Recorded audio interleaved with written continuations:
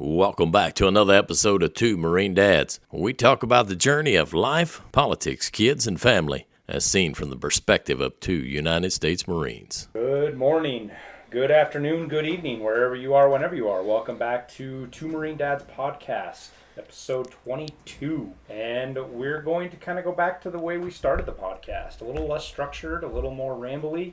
It might have something to do with the whiskey. It might not. We plead the fifth.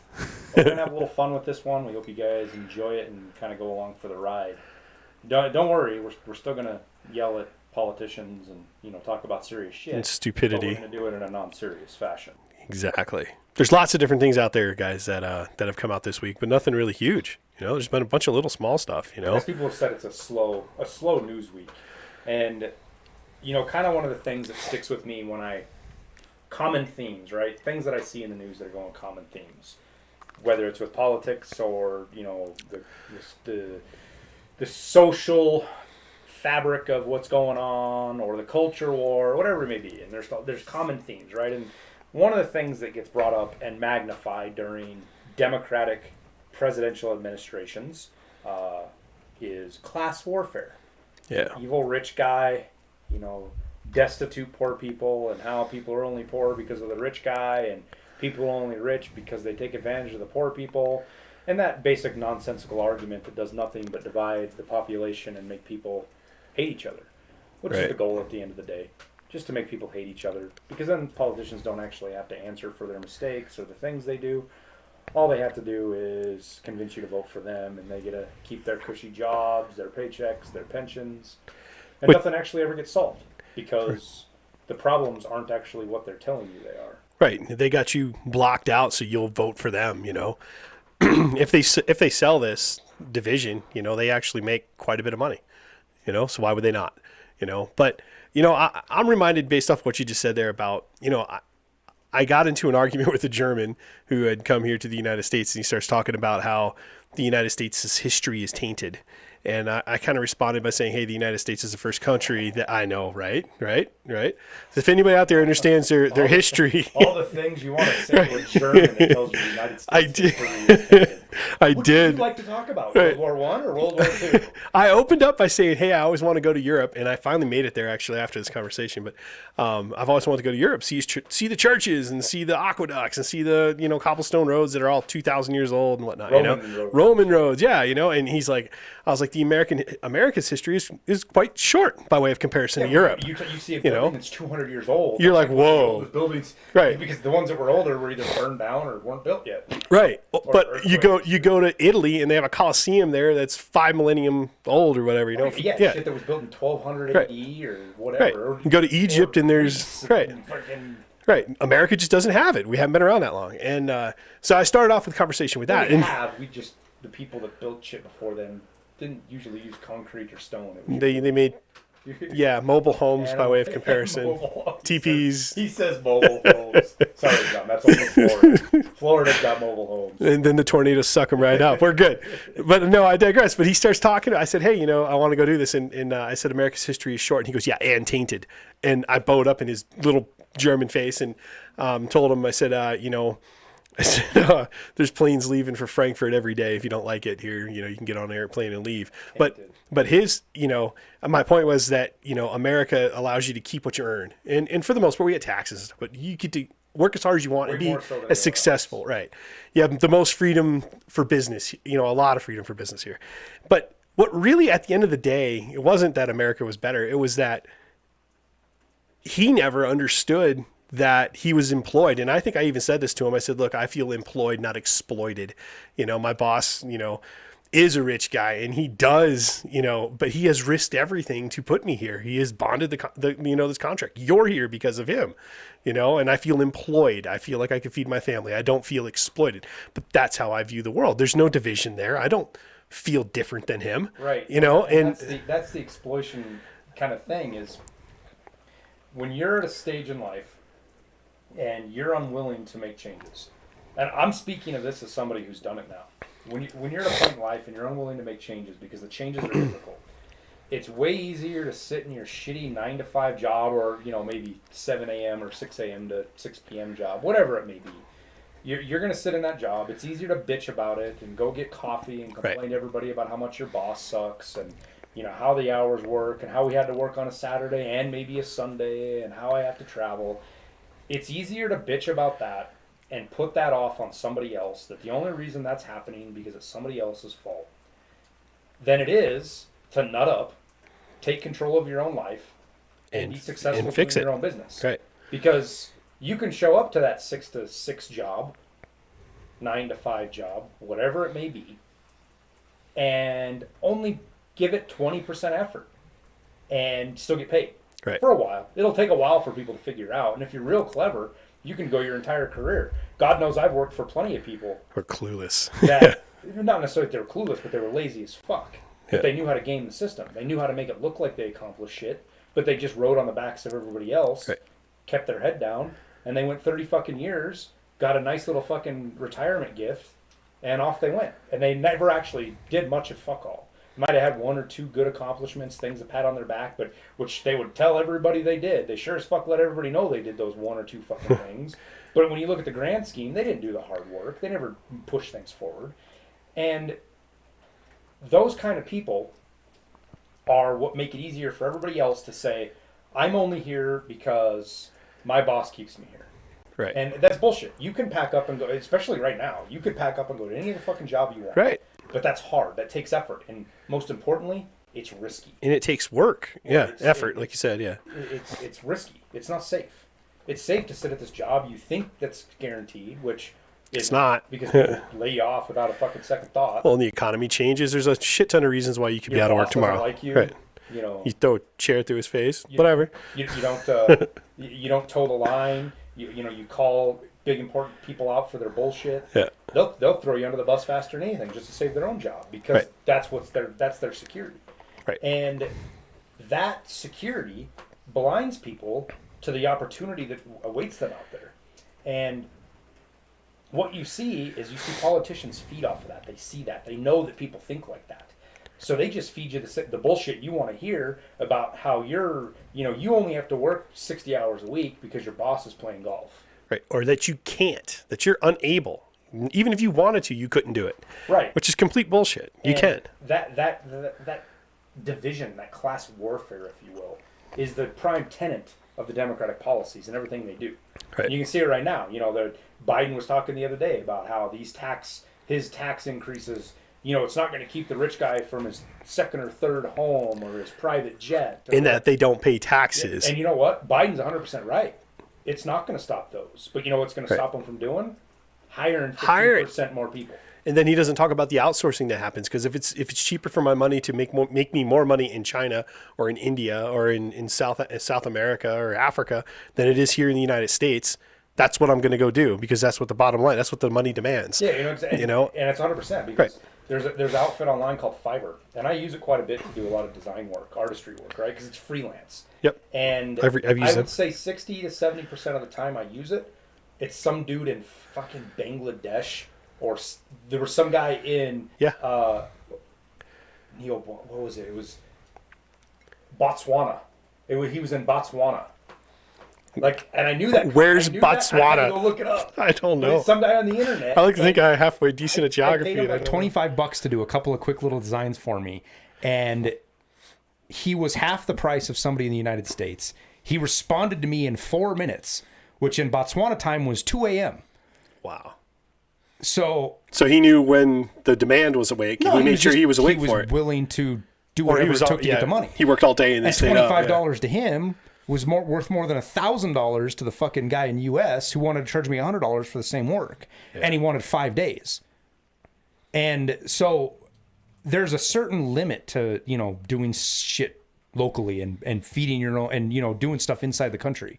Now there's shit I do within the country in the United States for multiple reasons, but when you have a big company and the difference between you surviving and not surviving is outsourcing, you're going to outsource. Right.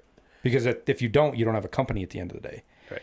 And that's not a rich versus poor thing.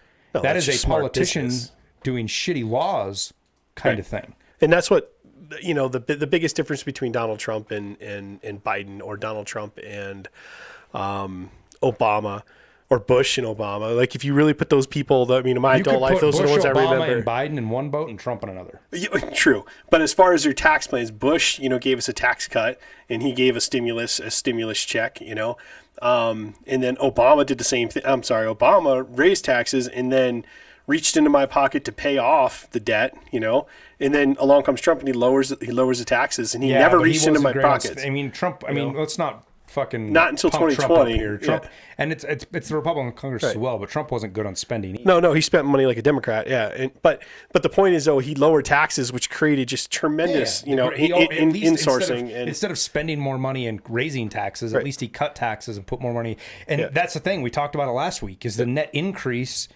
Even though Trump cut taxes, there was a huge increase in how much the federal government intake. So this idea, this whole point of raising taxes to generate income is just a fallacy because that's not necessary to generate more income for the government.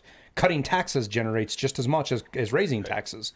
The difference is the money is used more efficiently by the people, and the government's just a leech. At the end of the day, government's just a leech. So you have more of a blood supply for the leech to fucking suck off of. It gets more money rather than making a bigger leech off of a smaller blood supply. And this helps other countries that aren't the U.S., and I'm sorry. I mean, I want to help the world too, but this is my home. This is my homeland. This is my country, You can't help the world without helping yourself. Right. Yeah. Put your mask on first, and true words are never been spoken. This actually needs clarification. When he says put your mask on first, he means the old school, airlines, put your oxygen mask on. Yeah, I don't mean the COVID mask. He's not talking COVID mask here. Well, yeah, our commander-in-chief has been inoculated, has his mask on. Not only that, he went in to go visit Jimmy Carter, who's 175 years old. He's still alive. He is still alive, yeah. But he's not in great health. He went to go visit Jimmy Carter. He's alive. He's in good health. He's outside.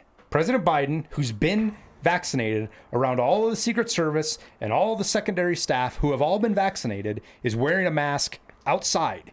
He walks inside to talk to Jimmy Carter, takes his mask off, gets close, touches, hugs, handshakes, talks, and then when he leaves, he puts his fucking mask back on. Yeah, and for even the CDC guys will tell you that the the UV light kills this thing. The CDC can't even get its shit straight, and it still says you're okay not to wear it outside. Exactly, because of the UV. But you should wear it inside when you're around at-risk individuals. I don't know, a guy that's 175 years old and is in poor health is probably a high-risk individual. Oh, dude, that's hysterical. But you want to know what's even worse than that? Is that... See, I know what I'm about to say. Kamala Harris was wearing her mask and kissed her husband, who was also wearing a mask, and they touched masks like E.T. with your fucking finger.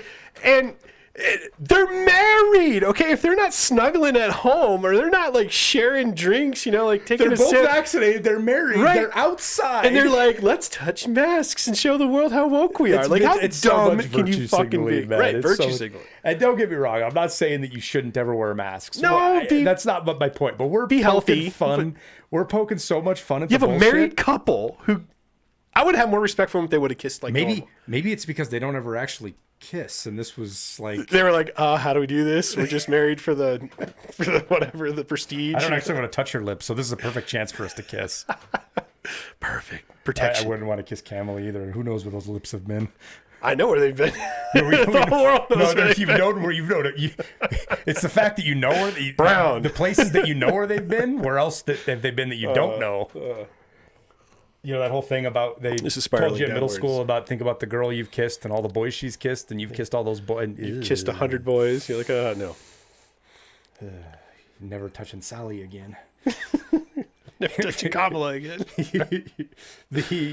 It's John talking about Germany is funny too, because the other wackoness of this and this far shit. Never in my life did I ever think that the United States government, and this was even under Obama, because even under Obama with Nancy Pelosi and Harry Reid and everybody like that, those couple of years, they were their aspirations were to be as far left as Europe. They wanted to be like Europe, right? Europe was something for us to be like.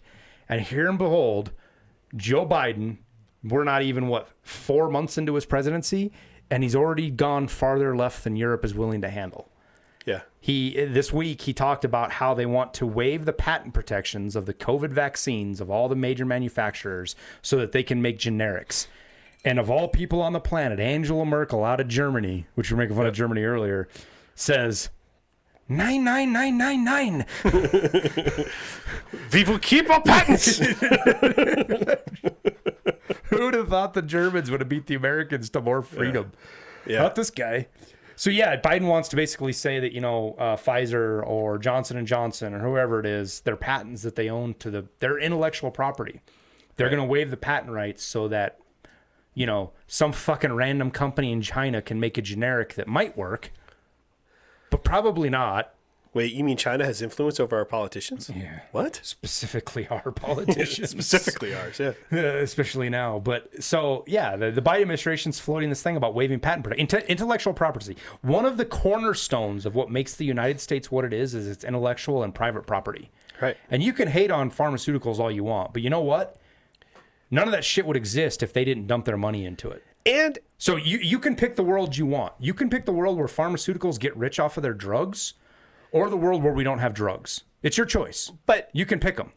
The government does step in and help scale things. So like if you look at LEEDs, for example, and that's like the green building codes for those of you guys who don't know. There's requirements for like if you using bring recycled LEEDs into this as a legit argument, I am going to make fun of you for the next 2 fucking weeks. But I'm saying, like, if it wasn't for the government, there would be no PV cells that are on the scale. They wouldn't be cheap right now. Yeah. The recycled LEEDs carpet is a giant fucking scam. I know, but I'm saying they're using that. The federal government will go in and spend that money to make that cost effective for you and me to go buy if we decide we want to put in a fucking PV cell. The government did the same shit here for dumping money into this vaccine technology.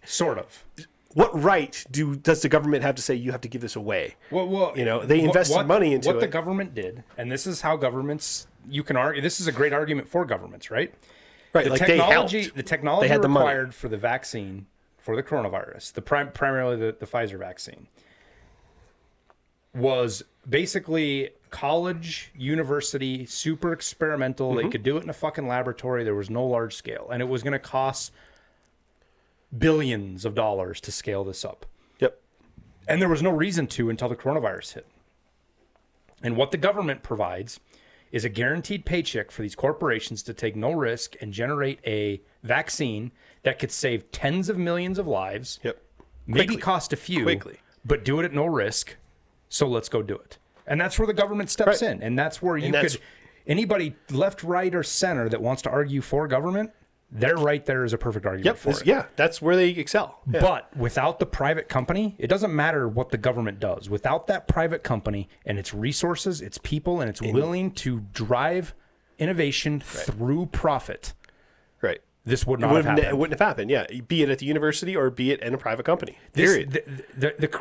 The vaccine, if you want to call it that, the inoculation for coronavirus happened so quickly that it has created a whole spectrum of conspiracy theorists that think that because it was so fast, and this is Overton window shit here. This is Overton window where the population is so used to drugs taking 5, 6, 10, 15 20 years to become to market from when they're first conceptualized to come to market. Right. I mean, for Christ's sake, the Viagra was an accident. It was a heart medication that they realized gave people fucking boners.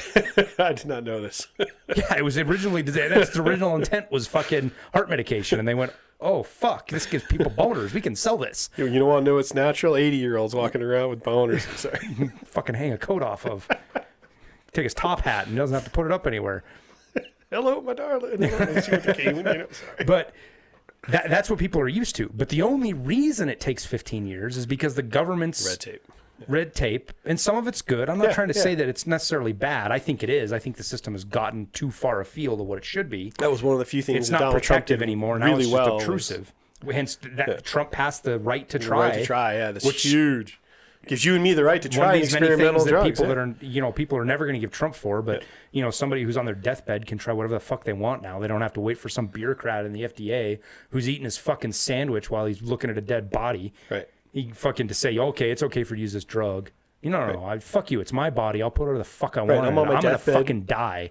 Go play in traffic, you fucking nerd, kind of stuff. Right. And you get these companies that have the wherewithal to build these drugs. They need the government support to do it. That's fine. We came together because the government is an assembly of us as a population, right? We are the government in the sense. The government isn't us. We are the government. Right. And I really want to dive into that deeper, but I'm not going to do it now, and the whiskey probably won't allow me to get it right. But the government is what we say it is. And when the population decides, fuck yeah, I'm willing to throw, $50 into the pool to get a vaccine developed right now. But it happens because they pulled so much red tape out of the way. It happened in this record period of time. Technology was a big part of this too, but getting through all the red tape and getting the testing done, and what the nature of the world is, it happens so fast that now you have a large group of people that think this is a giant conspiracy theory. There's no possible way on earth you could create a vaccine that fast. It regularly takes 10 years. How could they do it in 6 months? Right. Because we've spent billions of dollars and pulled out all the stops and allowed it. And I want to look at those people and I want to be like, well, actually, they had the vaccine in like February, just so you know. Like, no. February, before we knew it was a problem in the United States, they pretty much already had the vaccine worked out. Now, they didn't know they had it worked out, but the one that we used was created it might have even been January. I'm pretty sure it was February. Yeah. But that's how fast they had the vaccine created. The rest of it was just trials and testing and figuring out how to scale it to make it for fucking the 7 billion people on the planet. Right. Which now, half of them aren't even going to fucking take it because the government's telling them, well, even though you get the vaccine, you still need to wear a mask. Because what's the point? I gotta hope Fauci gets hit with a foul ball at his next fucking baseball game. Should have been wearing a mask. No, that the whole COVID thing has been around since forever, and we've recognized it. Had vaccines we've had vaccines for animals, for cows and whatnot for 20 years, 30 years, 40 years. We've had what? COVID, not the COVID-19, but the coronavirus. It has been around for animals for a long time. It's not like we started from scratch people either. That saw the conspiracy, thought there was a conspiracy with fucking Clorox because it said coronavirus. Yes, it kills coronavirus. How did they know? Because it's been around since we figured it out. Yeah, it's been around for a while. COVID-19 hasn't been since 19, but anyway. But they didn't exactly start from scratch. They knew kind of what they were dealing with. It's a conspiracy, John. They knew about the coronavirus. That's right. The remote control airplanes are what flew into the Twin Towers. I know. It's all conspiracy. Chemtrails. There's chemtrails. And loose chains was true, man. C-130s shoot fucking cruise missiles, apparently. Don't you know? I do know. They don't. They don't. Yeah. No, but, it's not all bad in the U.S. With all the kind of division we've got, at least our governor here in Montana, he switched gears and said, you know what, we're going to come off of this unemployment nonsense. And I'll straight say it right now. I wasn't a fan of Gianforte. I voted for the guy because I don't remember the guy on the guy on the other side of the name made Nancy Pelosi look like a normal person. Wow. And I don't even mean politically. I just mean just the way he talked, he was dumber than Nancy Pelosi. And I'm I want the Democrats to put somebody up that I can vote against as a Republican, just so I can go to the Republican Party and be like, hey, fuckheads. I voted for, I'm a Republican and I voted for this fucking guy because you're not putting anybody up. Right. But instead they put up Gianforte, who likes to chokeslam reporters. Now don't get me wrong. He did too. The reporter deserved to get chokeslammed. But if you're a politician running for office, violence, you don't chokeslam reporters, whether they deserve it or not. You pay somebody to chokeslam them. But for those of you guys who don't know, we were just talking about this today. There's a shortage of everybody in the state. In Bozeman, you see it crazy. Yeah. You guys might not be. Those of you that are in Bozeman, you see it all over. And you go into a couple of the restaurants, you talk to any of the staff a little bit. There's help wanted signs everywhere. A lot of the restaurants won't even do lunch service anymore. Because they don't have staff. Because they don't have enough staff. Right. They've cut their menus down. They're doing everything they can do to stay afloat. And it's not even because of you go in and it's full. Right. You've got a 30-minute wait. And you know what? Everything here is open. It's not because they can't get people. It's because they're at home. They can't get patrons. It's because they're at home. Because they can't. It's not because they can't get people in the sense of patrons. It's because they can't get people to work. Right. They don't have enough waitresses. They don't have enough. Because they're at home collecting a check from the government. That's pretty. It's not 100% of what they'd make. Right. But it's about 80, 75, 80%. So they get to go skiing, they get to go hiking, they get to go fishing, they get to go water binge rafting on or whatever, Netflix or chill and read books, hang out. play video Now that the games. weather's nice, play video games. Why would you go to work if you can and get yelled at by a boss and Right. put up with shitty people at Right. a fucking restaurant? So Why? our governor came out and Our said, government, our our- state government, because it wasn't just the governor; it was the fucking. he state. pulled us out of that Fed extra unemployment, Declined declined it, and then offered a $1,200 bonus, which I don't necessarily agree with, but I get the premise. Well, if you stop taking the money from the you get a state and job- get a job, we will give you $1,200. But you've got to go 4 weeks. Yeah. You've got to go 4 weeks of the job, then you get the $1,200, and if you take the $1,200, you can't refile for unemployment. How long was that? 4 years? 3 years? Something like that? I don't There was know a how time long it limit. was. There's a time, but Yeah. the point being is that they're headed. It's not a once-all fix, but it's a start. When you have literally every restaurant in town here in Bozeman, and Bozeman's a foodie town. Yeah, there's it's kind of restaurants like Vegas. everywhere, There's yeah. restaurants everywhere, and it's great. Right, but if And you... every one of them has a help wanted. Right. Wendy's is paying $17.50 an hour. My daughter, who I'm super proud of right now, is making $12 an hour, just under $12 an hour, serving ice cream at Dairy Queen. And she just passed her driver's test. McDonald's is paying $50 if you come in and fill out an application. That's insane. $50. Yeah, the shift manager's making $20 an hour at Taco Bell, and I'm like, I could do that. Would you like? Did you say with cheese or without cheese? You know, I mean, fuck, I could do that. Way less stressful than the job you have now. Like, did you say sour cream? Oh yeah, yes sir, got you. Would you like the Crunch Wrap Supreme, or would you like just Supreme? No, it's bad, and Yeah, it is really bad. that Gianforte has been in the news a lot lately. I remember opening up the news one day and seeing his face front and center on FoxNews.com, and I was like, uh-oh. I didn't see the headline yet. I just saw his face, and I'm like, What did we this do? can't be good. But it was because he was passing the Second Amendment protection bill. Right. So he's been on the front lines here, and you know why? Again, and John and I preach this constantly. Local elections. politics, local elections, they matter a ton. Yep.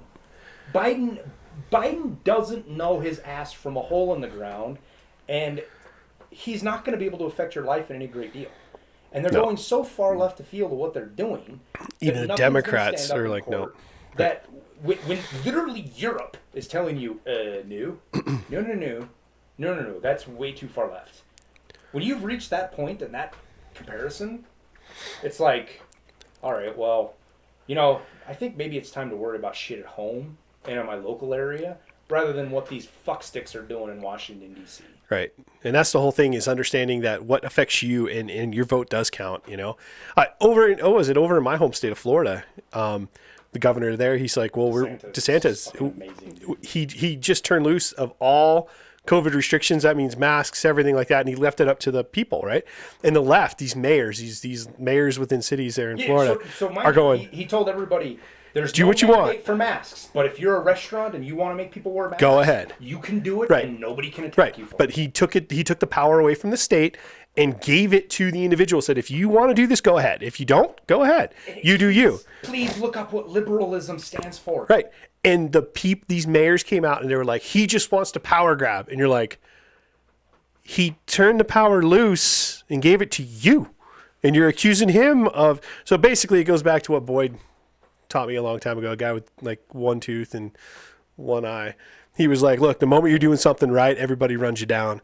And, putting that in just regular terms, I mean, he's right. The moment you're doing something right is when everybody criticizes you because they didn't think about it, But yeah, you hear these liberals are going, no. You're just trying to power grab. Well, it's like That's the opposite of power grab, you idiot. It's like everybody's called Trump an authoritarian and the new Nazi and nationalism, this nationalism, that.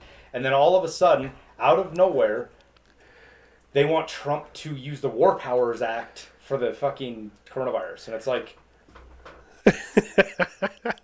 you guys just got done calling this guy a Nazi and you want him to use the War Powers Act. Yeah. What the fuck is wrong with you? Yep. Or when they tell you to move on from 9/11. 9/11 was 20 years ago. You should move on. And then they bring up slavery. You're like, that's been over for like 180 years now, Like, what? You know, like, so it's only what they want. And it's not the left. The right does it too. Oh, good God, doesn't the right does it too. Yeah, all politicians do that. Yeah. They pick and choose. How's my aunt call it?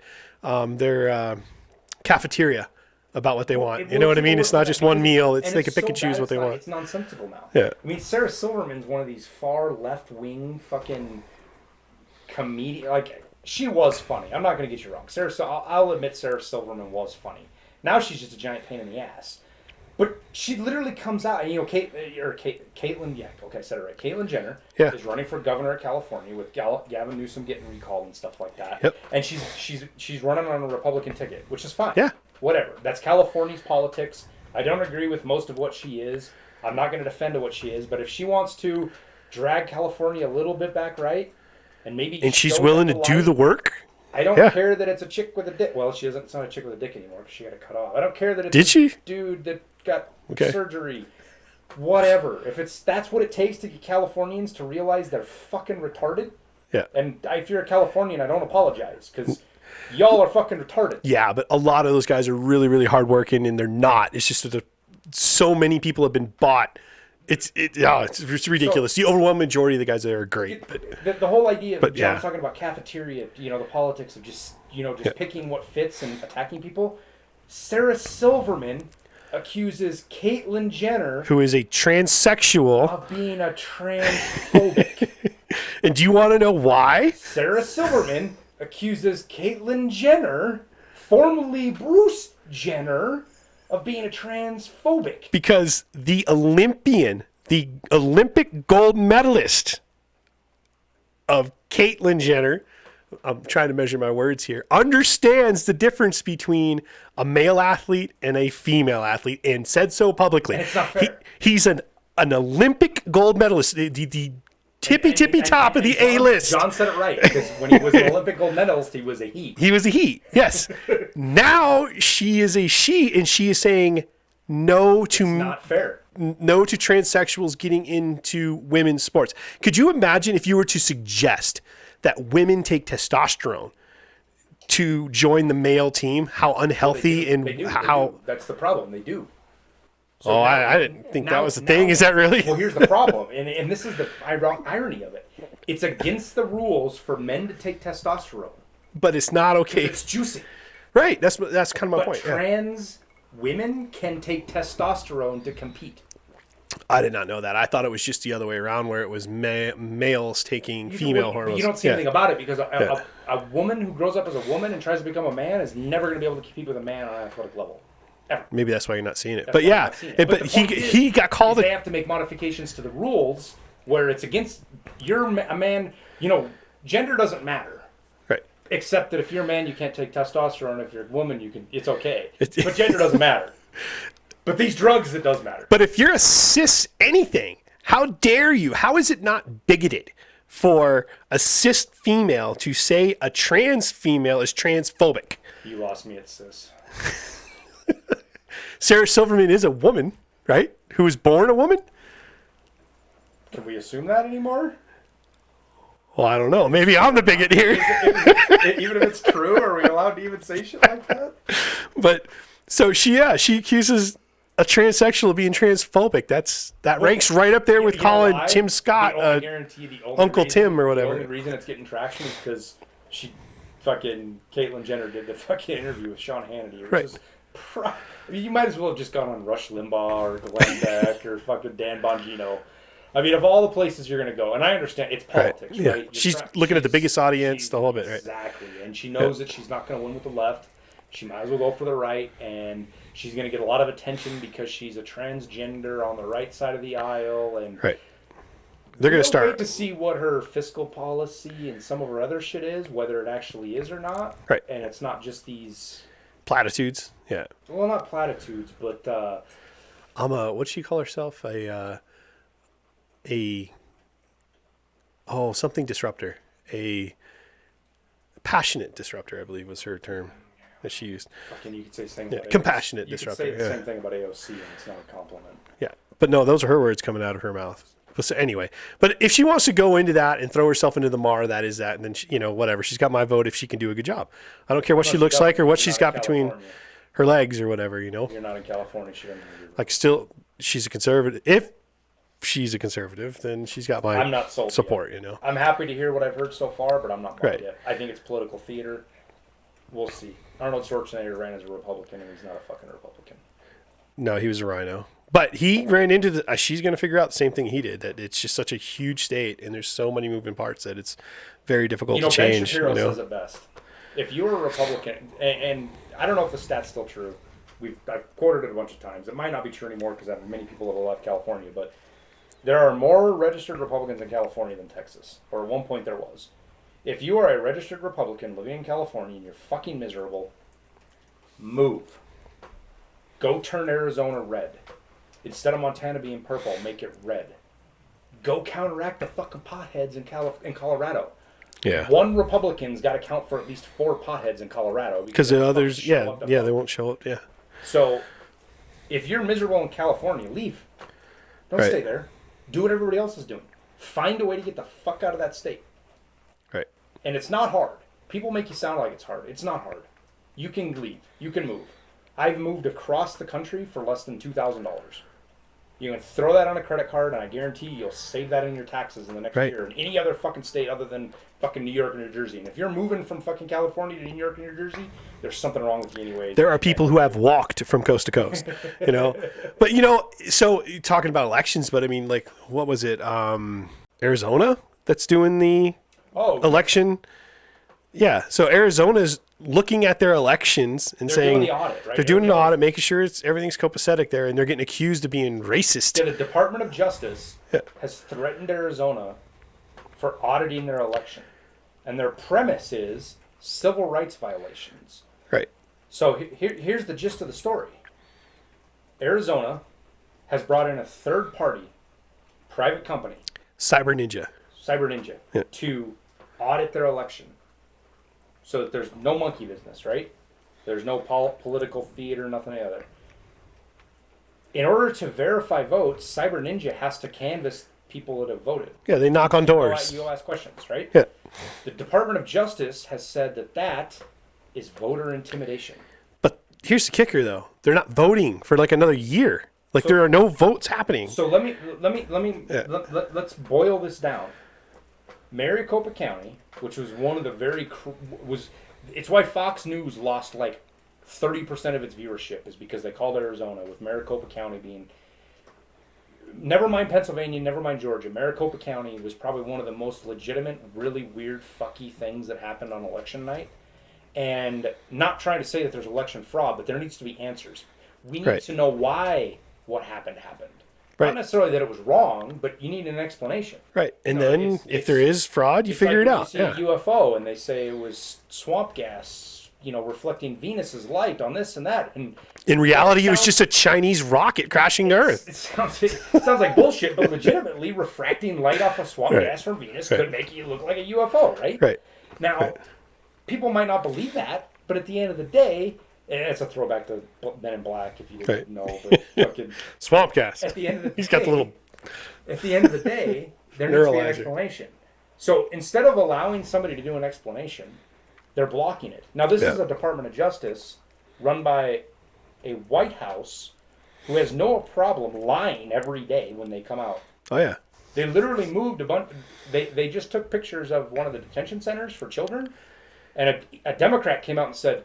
They just moved them behind the camera and took pictures of the empty cells and then put them all back in there again. Right, they were next door. Yeah, literally next door, the next town over. And so Arizona's trying to verify that its elections were legitimate, and now you have the White House, Department of Justice. Calling it voter intimidation. Merrick Garland is the primary. This guy is the first domino that fell to this whole stacking the Supreme Court. The Democrats were pissed off because Barack Obama nominated Merrick Garland to replace Alito when Alito died, and the Republicans said, "No, we're going to wait for the election. We're not going to hold confirmation hearings." Right. And the Democrats lost their fucking minds, and they said they stole the fucking Supreme Court seat, and then we got fucking Kavanaugh, and everybody tried to ruin that man's life, and he's about as fucking. He makes the Boy Scouts look like fucking Hugh Hefner. Right. But as it turns out, yeah. And hashtag believe forward. So Merrick Garland, who was nominated by Obama to be Supreme Court Justice, is turned into a completely fucking radical DOJ Attorney General. Like, Eric Holder radical. Like, super anti-gun. Now his Department of Justice is attacking Arizona for auditing their own elections. Now, mind you, per the Constitution, elections are a state issue. It's why the Supreme Court didn't listen to any of Donald Trump's lawsuits. Right. Because it's not a federal issue. It's not for the federal government to decide what states do with their elections. It is 100% in their power to handle elections, even federal elections. Yep. So now you have Democrats wanting it both ways. They want Donald Trump to not be able to sue Pennsylvania for how they basically broke their own constitution and rules. But at the same time, they don't want Arizona to be able to handle its own elections and do its own audits. Right. Because it could be construed as voter intimidation, quote unquote. Let me ask you why. Why would that be? Other than politics, other than they don't want what happened in Maricopa to come out. Overturned. Now, mind you, even if Arizona gets overturned, it doesn't matter. It doesn't matter. Are they going to kick fucking Biden out of office and put Trump in? Fuck. Could you imagine if you're like, sir, I know you want to putt here, but we need you back in the White House. Trump just rolls in and sits on the bed. What are you doing in my bedroom? You're fired. Get out of here. As much as I would pay that seat out, it's not going to happen. Hell no, you know. And it's so then what? Why can't we get to the bottom and find out so we can do it better the next time? It's because they're afraid. And they're fix afraid. Any issues that happen. They're afraid of a headline. Even if they weren't malicious, intentional issues, if there's a fix the problem. Yeah. Fix the problem. Make it so it's legitimate, so people don't have questions. Right. You know, and what was it? Was it Michael Crichton who wrote? Was it Rising Sun? Yeah. And in that book, it says, you know, the United States is like really, it's about the Japanese kicking our ass in the 1970s and 80s. But like, they talk about how we're all about fixing the blame instead of the problem, you know, and they're right. Like, the overwhelming majority of us are super scared that we're going to get fired or whatever. It's just fix the fucking problem, and then you can allocate blame later. But right now, fix the problem. And that's why the Japanese just rolled us, you know, back in the day, you know, because there was no worry there. It's like, you want to fix the problem? Hey, I see this problem here. How do we make it better? Done. You know? So, but anyway, and I think that's what's happening here is that they're afraid of a headline. They're afraid to get blamed, you know? Instead of... I mean, you could boil the coronavirus down to that. Every rule that's been created is because somebody didn't want to get blamed. Yeah, who can out safety the next guy? You're like, instead of making sense, we're... So, thanks to the magic of video editing, my glass is suddenly full. And mine's full of whiskey. John's is full of water. We've determined that whiskey does not get its coloring from caramel. From caramel. It gets it from charcoal. So, but, you know, talking about allocating blame, and, you know, that's kind of how the world works. And I'm sure all of you face this at work, right? How many times are you at work and the people you work with are more worried about whoever gets in trouble for what they did wrong versus just fixing the problem? Like, you get into a meeting and the first question is, well, who fucked up? Or some iteration of that, right? Versus, hey, how do we fix this problem? Right. I don't fucking care who screwed up right now. Let's get the problem fixed. We'll get everything squared. We'll make sure nobody's dying. We'll make sure we're not losing millions of dollars. And then we'll figure out who fucked up and how we don't do it again. Yeah. Not who fucked up and we can blame. And we'll correct that person. Yeah. So they don't do it again. I've been very careful about avoiding talking about shit in the past. But this was one of the biggest hurdles I faced at my previous job. By far. Was that everybody I worked for, and I don't dare call them leaders. I don't even want to call them managers. But the guys that were appointed above me were more concerned with who fucked up and what the name associated to the fuck up was than how we fixed the problem. And I butted heads with so many fucking people because most of these guys direct reported to me, right? So if they fucked up, it was somebody under my watch. And so it was my responsibility to make sure it got fixed. And always, the first fucking question was, well, who did it? Well, who was it? Well, who did it? And my response was, I don't know. It doesn't fucking matter. Let me get the problem fixed, and then we'll talk about that. No. I want to know who did it right now. Well, I don't fucking care. Right. You're going to have to fucking wait because I don't want to lose $1 million while we fuck around and look for a name to attach to this, when we could save $1 million by fixing the problem and then figuring out why somebody fucked up and figure out how not to do it again. Right. Rather than throw somebody under the bus so that when you call back home to your fucking boss, you have somebody to blame so you don't have to hold any responsibility. And that's what it all boiled down to at the end of the day. And I'm raising my voice and I'm getting animated about this because I fucking hate it. And I don't know how many times I walked on fire or fucking rolled around in glass to protect the guys underneath me, not because they deserved it. I had guys that worked for me that were complete fucking shitbags, that didn't pull their fucking weight, that didn't do what they were supposed to fucking do, but I didn't fucking care about that. No, you sink or swim as a unit. That wasn't my goal as a leader. You sink or swim as a unit. You don't sink or swim as an individual. And it was a matter of finding the source of the problem and fixing the problem versus finding somebody to blame. And I feel like as a culture, as a corporate culture, that's where most places are at nowadays. There's very few places that aren't like that. And if your unit, if you will, inside that, and we say unit, Marine Corps kind of military terms. If your SWAT, your crew, if whoever it is, your team. If you are outside of that, even though if your company works that way, but you're able to get your team to not work that way, you will be the best team in your company, hands down, no doubt about it. Oh, I can't tell you I could tell you example after example. In fact, I've cut a couple of shorts about it where I've jumped in and said, hey, to my boss who's chewing me out in front of everybody, like, hey, why are we doing this? Why aren't you doing that kind of a thing? And I was like, hey, I gave this order and I asked them to do it and they did it well. It was my fault. You don't like it. I'm the one who did it. And knowing the whole damn truth, it wasn't my idea. It was somebody else's idea, but it failed. Therefore it's my idea. And the irony with that, John, is, and here's the funny thing, is in this world where people are afraid they're going to lose their job because of blame, if you are the person that takes the blame and you hold your team up and you are the most productive team, here are the things that come out of that. Your camaraderie, team is irreplaceable. Yeah. And whether people want to admit it or not, they know it. They might not say it. They might attack you verbally. They might say shitty stuff about you. But in the back of their minds, they know. And when I say they, I'm talking superiors. So let's say you report to a superior. And you're the direct report at the DR for everybody below you, and you report to that one superior above you. Let's say somebody on your team fucks up. They forget to order something. Something's behind schedule. They missed up something on a day. And you could easily go to your boss. And blame somebody. I'm going to use me, for example. You can blame somebody. Or here's where it is. My engineer comes to me and says, I forgot to order these brackets. I totally fucking forgot. I'm sorry. I fucked up. Doesn't matter if it's like the 6th time he's forget to order this shit, right? That's for me to deal with directly with him. We have a problem. We have these brackets that are missing. Call him to town. We spend 4 times as much getting the brackets out there, but it fixes the problem, and we're done. And now I have to report to my boss. And my boss is like, well, why did we spend all this extra money? Because we still have to pay for the original ones. They're just going to be 2 weeks late. Right. They're going to show up when we have anything to do with them. We had to go spend 4 times as much money on ones to get here to keep the schedule moving. Because it was cheaper to spend 4 times as much than it was to. And because you got $1 waiting on a dime kind of thing. Right. And he goes, well, why'd it fuck up? I could go, well, John Smith over here forgot to order the shit.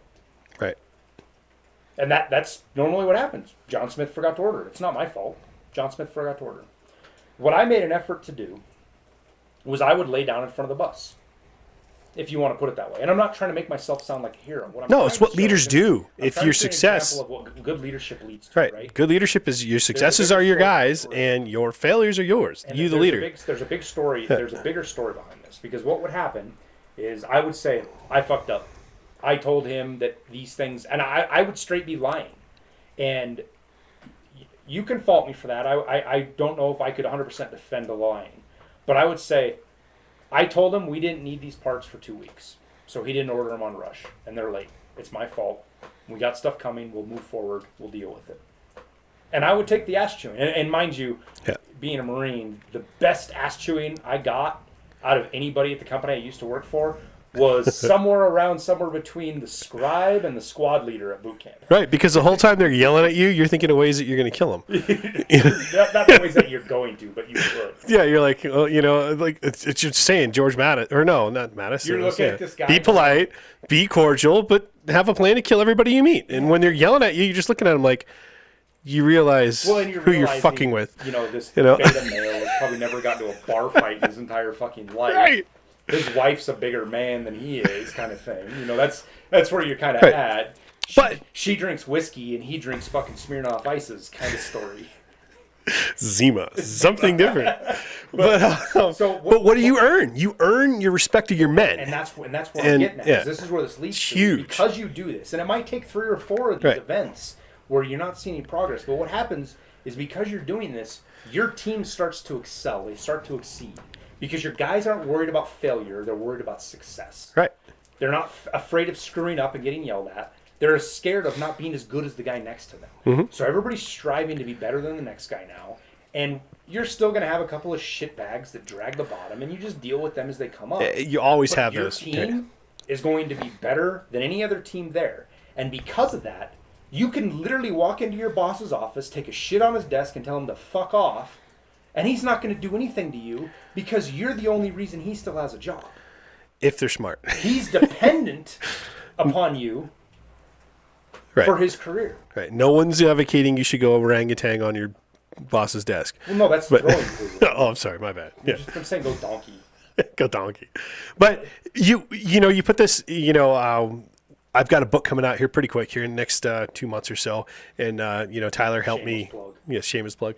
Tyler helped me write it. And one of the things that he brought up that is in there right now, it talks about, amplifying your team. So you as a leader, if you have a group of 10 men and you amplify their productivity through leadership by 10% apiece, you've just doubled the efficiency of your team. And your team knows that. Like, they know, like, holy shit, we're better than the other guys, and they love it. I could tell you when my boss left after he chewed my ass, rightfully so, I was in the wrong. But when I didn't blame the other people whose idea it really was, but I was a leader, I said yes. They one by one came up to me. Hey, John, you know how many times I've been yelled at and I've been thrown under the bus by the people I work with? Yes. Yes. And after that, our unit, and if you want to call it that in a corporate way, it was our group of guys who were working together in the desert. And they came together, they got closer, and they performed even harder. Like, they walked around 10 feet tall. Hey, John didn't throw me under the bus. He's got my 6. He's got my 6 covered. And that was huge. I'll never forget that they had never been experienced.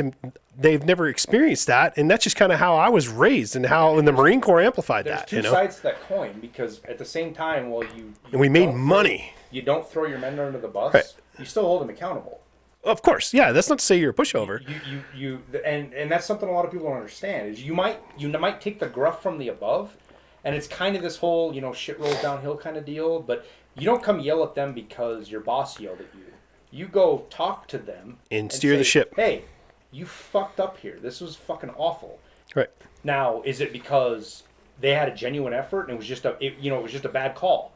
Then who fucking cares? Hey, I'm really appreciative that you were willing to think outside the box.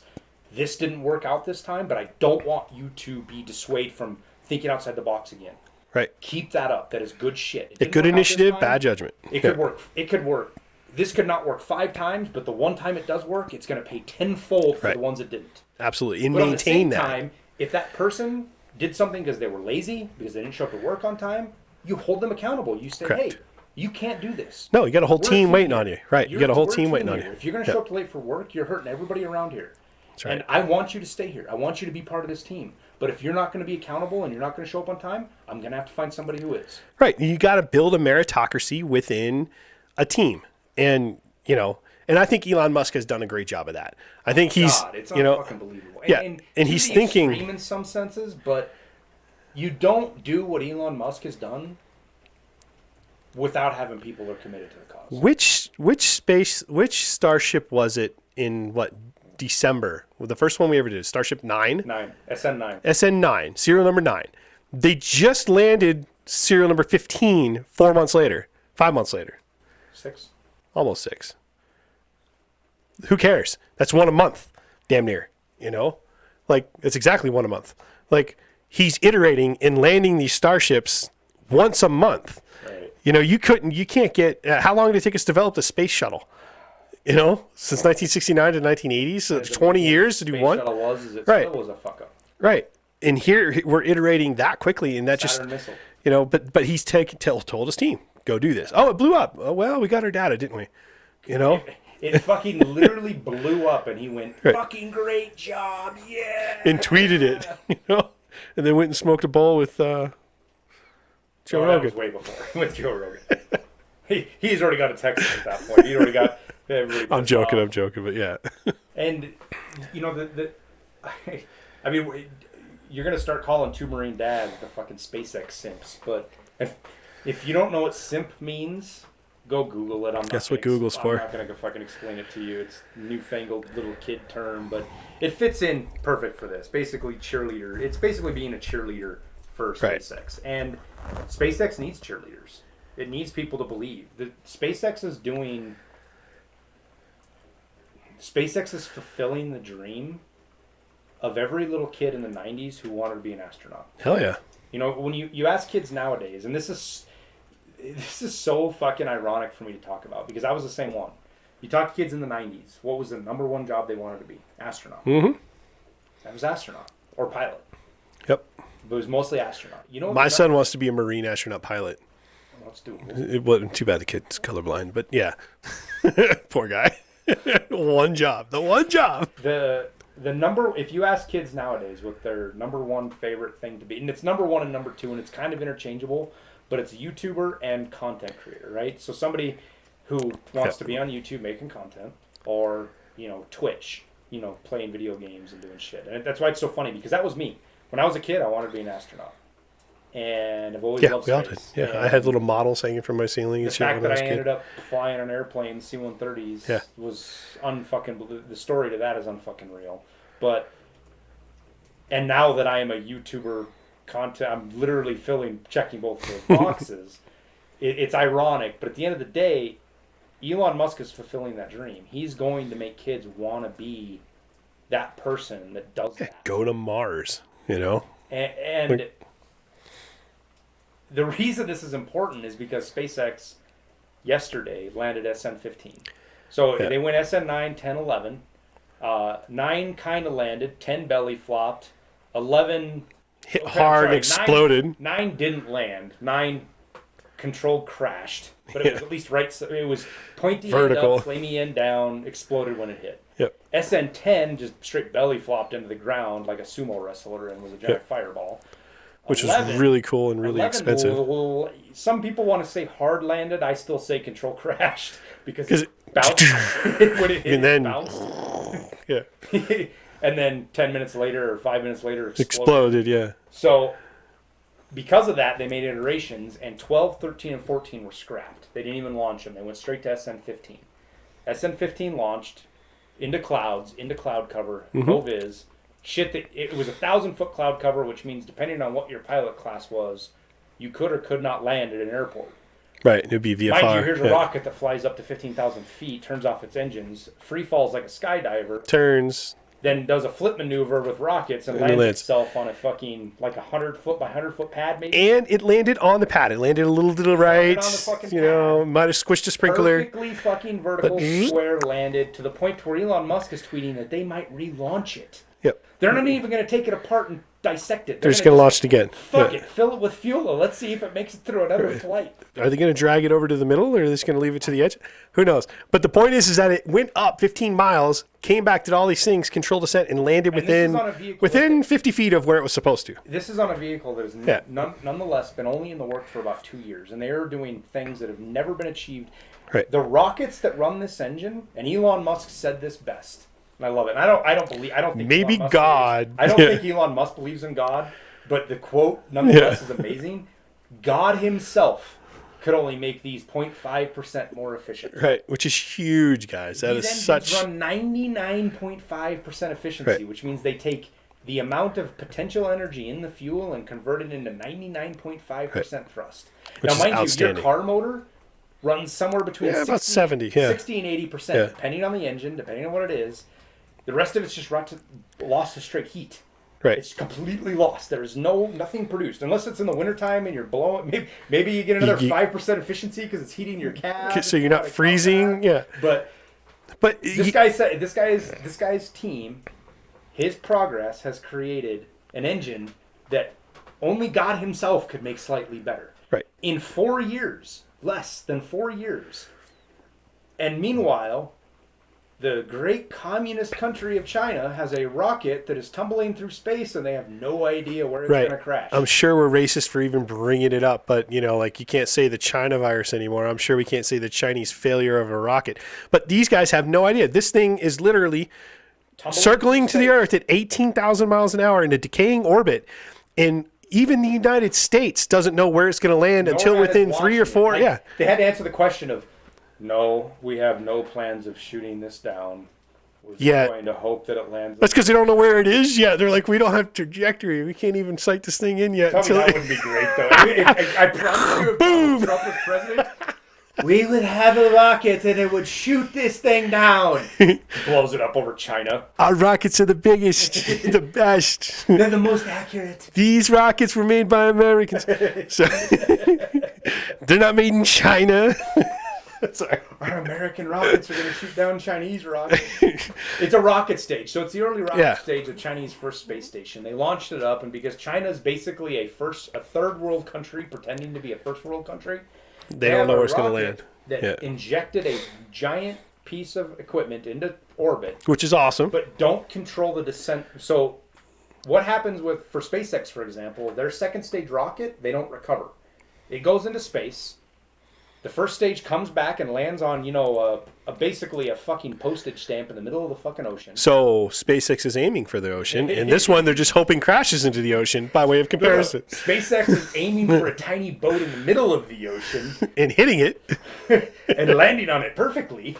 China's just hoping they hit the ocean. And not kill a boat.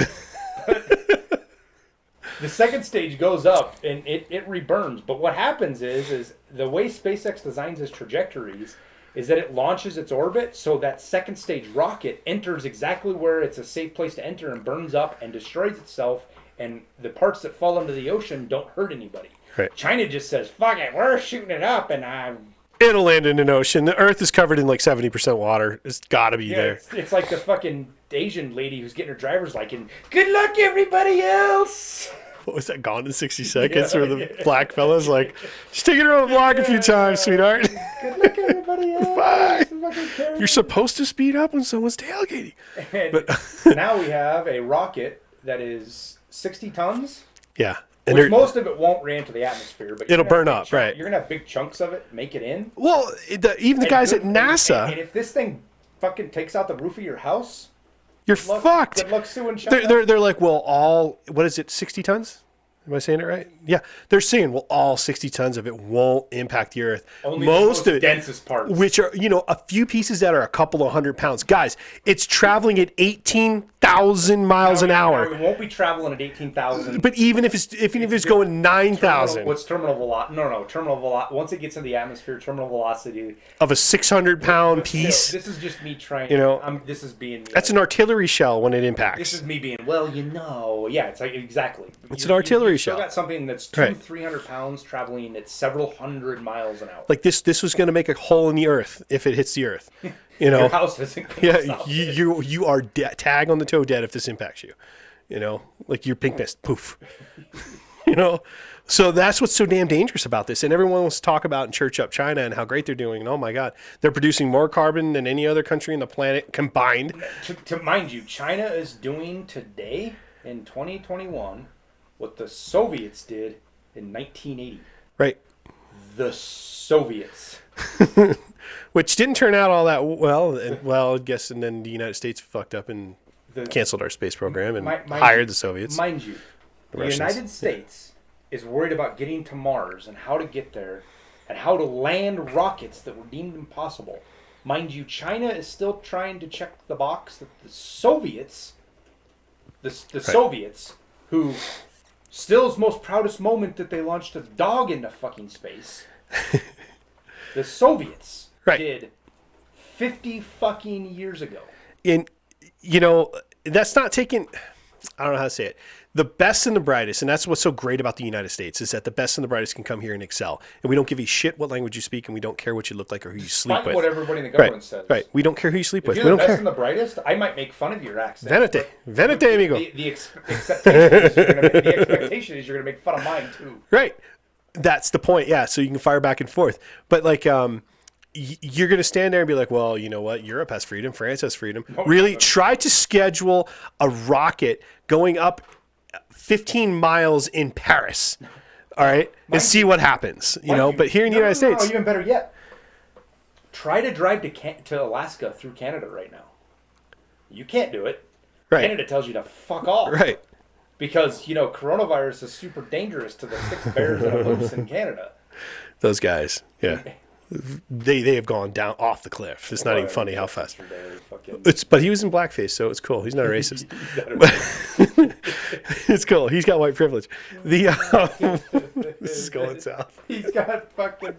He was allowed to do blackface because of white privilege. Yep. And it's cool because he's a Democrat. But he's not a Democrat. He's a leftist, socialist. But no, that's the whole point here. And one of the biggest things I really wish. I mean, Donald Trump was all about bringing people back to the United States. The one thing I wish politicians, if you're listening, it'd be great to restart the, that Electron Collider in Texas. It's the biggest one. Yeah. It's like 16 miles wide or something crazy. Like, yeah. Right. Yeah. We're going to make fuck the Swits, one country. Right. It's going to be here. But what that means is it's not about fuck you to Europe. It's about bringing the best and brightest. I want the best physicists here in the United States. I want what that's going to generate. Success versus jealousy. Yeah. Right? You can be jealous of what people are doing and why they're doing it, or you can create success and beat them for no other reason, for the purpose of success. A success, right? What would that be? It would be bigger than the one that they have in Switzerland. Which is what meritocracy is. Right. Like what we talk about. It's meritocracy. Oh, you stupid Texans just built it bigger because you want to be Texans and everything's bigger in Texas. And no. Texans are going to be like, goddamn right, but guess what? We unlocked more secrets of the universe than you did. Right. It'd be like we unlocked the them there black matter, dark matter. It was under them hills. Them Higgs bosons. It's not that bad. There's gravity. I like a lot of Texans. Texans. Texans are almost as cool as Montanans, but not really. No. In Texas, they talk funny down there. Using a lever action and no grief hunting. Around here, we give you a hard time. Hey, somebody came home with meat and somebody didn't. That's all I'm saying. So when you get into a lot of it is, and this is something personally, and this is kind of a personal philosophy that I fight. And we'll kind of wrap the episode up around this, and it's justifying your own position. Instead of spending your life finding reasons to justify where you are at as a person, where you're at in your career, where you're at as a father, where you're at as a husband, instead of finding reasons to justify that. And what I mean is, I didn't get to spend much time with my kids, but that's just because I had to work a lot. No, figure out a way to do both. Or, I'm only where I'm at in my career because I had to do this, so I couldn't achieve that. Instead of looking for reasons to justify you being where you're at and justifying your own position, find the position you want to be and find find how you get into that position. Right. Because the biggest trap we all fall into is justifying our existence, justifying why we're a Republican, justifying why we're gay, justifying why we're a liberal, justifying why we voted here, justifying why we cut that guy off in traffic. Instead of focusing your efforts on justifying moving forward, your events or where you're at in life, focus your efforts on making yourself a better person tomorrow than you were today. Don't compare yourself to Elon Musk. No. Don't compare yourself to Bill Gates. Don't compare yourself to me or John. For God's sake, don't do that. At the end of the day, compare yourself to yourself and who you were the day before and be a better person than that person was yesterday. That's even correct. If it's in a little bit. And that's the point. Do the little things. Do the small things, and they will pay off hugely. If you just, I don't know, if you put down Starbucks and you go buy Starbucks beans, for instance, instead of spending $7 on a latte every day, you spend $12 on a bag of beans. Why would you buy Starbucks by Black Rifle? I'm just saying. Okay, Black Rifle, yeah, fair point. But the point being is you can't go to fucking Black Rifle on the corner and spend $7. Hashtag not sponsored. Hashtag not sponsored. Hashtag.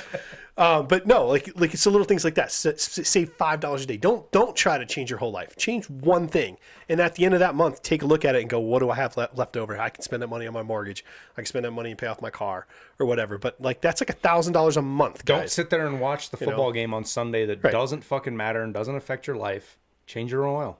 Right, change your own oil. Right, change your own brakes. And if you don't know how, Google it. You have this thing right here, guys. See, you can find out how not to kill yourself. I put this on our website the other day, on our Facebook page. You can figure out how not to die and do your own brakes. There's somebody on the internet who will teach you how, and you can save yourself $1,000 or $500 or whatever it is. Often more than that. Yeah. I mean, one of the biggest things is I had a water pump. Was it the water pump? Oil, yeah. Water pump. Yeah, it was a water pump. Went out on my fucking 2014 F-250 diesel. I think it was a 14 diesel. And water pump went out. I took it into Ford, and they told me, no, it was the oil pump because there was fucking oil. Yeah, it was everywhere. oil pump. Yeah, it was oil everywhere. And they told me it was going to be like fucking $2,200 to replace it. And they give you the whole breakdown, and it was like $500 in parts. So I brought it back to the guys, and I had never done anything like this. And I brought it to John and Kyle, and they both fucking laughed at me and said, we'll do it in the fucking garage. So I showed up at Ford, and I probably could have got cheaper, but I went to the Ford dealership. I bought the Ford OEM parts. Right, as you should. And Put the right part. Got that. I spent like $350 on parts, and we got some gaskets and shit from the auto parts store, and showed up with a fucking 6 or 12 pack of beer and a couple of pizzas, and we knocked it out. We fucking yelled and screamed at each other and made fun of each other for about 6 hours and changed the fucking but it was a good memory. Not only did we get it done, it was a good memory, and it cost me $500 versus I don't even remember what it was. It was something absurd. Yeah. Several $1,000s to get it fixed. And we just did it in John's garage on a weekend in Vegas in the fucking summertime. Right. And had fun doing it. Right. I meant to actually kind of videotape this and show you guys, like how easy this stuff is. But just this last weekend, I did 2 oil jobs. I did 2 oil changes. I changed out all 4 brake pads on my wife's truck and changed the 2 front rotors on our Expedition. I spent $300 on parts, and it took me half a day. You know what I mean? To do all that. And I have about $150 worth of tools. That's all it took. And literally Google, how do I do this? And I mean, I've been doing brakes for a long time, but that's how I started, was looking it up. How do I do this? What I want to wrap this up with, guys, and this is easy. This is a personal ethos of mine that I face every day, and I fight it every day. It's not easy. This is not something I have conquered by any sense of the word, because I still do it every day. But stop justifying your existence. Stop finding reasons to explain why you are where you are, and find ways to get where you want to be. Yep. Because justification is our own worst enemy. And we all do it. Everybody does it. We justify why we are in the place we are in. We justify why we made the decisions we made. We justify why we did what we did. Right. Bad or positive. And while justification isn't the same as explanation, there's a little crossover. You want to understand why you did things and this, that, and the other. But you don't want to make an excuse for yourself. And what you get stuck in this trap where it's okay. This only happened because of this. If my kids come to me and say this only happened because, if Liberty comes and says I only did this because Lucy did this, I was like, no, you made the choice. Right. You didn't have to do this. Stop justifying it. And maybe I'm off on the fucking reservation, but at the end of the day, one of the biggest things I see as a personal hurdle for people is justification. They spend their time, they spend their energy, and they ruin relationships justifying their position. And harping on it for months and days. Like you had talked about, the example you gave a little bit earlier off mic here was somebody cuts in front of you at line at like Burger King or McDonald's or something like this, or Starbucks. And you can sit there all day and complain about it. Or you could go get your lunch or your coffee or whatever it is and go about your day and accomplish something productive. And do something productive, and make somebody's day better. Right. Or you can sit there and be like, I was wrong. Oh my God, I was wrong. Yeah, you can look at it and be like, that's fucked up. You cut in front of me in line. That should be the alpha and the omega. You should stop there and continue moving on. What can I do what can I do to put my mask on? What can I do to move my life along? Because that guy's spending his whole day justifying why he cut in front of you. Oh, I was in a hurry. I was going to miss a job interview. My mom was sick. You know, I had to do it. He gets to spend his day justifying why he wronged you. Don't waste your day justifying why you were wronged. Nope. You can kick their ass, and it's going to cost you a shit ton of money. You can be right. You can be right as rain. It's still going to cost you. So it's easier just to move on. I think we can close there. Yeah. So mind you guys, we did a little bit different of format here. We wanted to have a little bit more fun with, a little bit more relaxed. John and I kind of got shit full of the super structured, and we really didn't like it. It was good and it was bad, and we'll do some structured stuff on more specific content. Like if something happens that deserves us talking, maybe we do it. But I like this back and forth. This kind of John and I just chit chatting and talking about life experiences. This is more where we wanted the podcast to go. So I hope you guys enjoyed it. Yep. I hope subscribe. It was better for you guys as far as entertaining to listen to. We've got some other cool stuff coming up here this week. I just got to build some props, guys. I've got some things with some bullets and 2 Marine Dad style type stuff. If anybody other than John had called me and asked, "Hey, do you have 600 or 700 rounds of bullets?" I'd have been like, "Nope. Don't have them." John, what are you getting ready to go do? John, you need to call me on the secured line to ask a question like that. John, they're not going to say this is for self-defense. They're going to say your house is a compound. But nonetheless, we appreciate you guys hanging out with us and listening. Like and subscribe, guys, if you like what we're doing. We want to hear it. And if you guys are listening to us on the podcast, on Spotify or iTunes or wherever it may be, reviews are huge there. Honestly, good reviews obviously matter the most, but we like feedback from you guys. Truth. We don't know what we're doing wrong or what we're doing right without feedback from you guys. Yep. So it's hugely important that we get feedback. You know, we want to grow this. We want to reach more people. We want to help lots of people. So we can only do that with your help. All right, guys. With that, we'll sign off. Yep. As always, Semper Fi. Have a good night.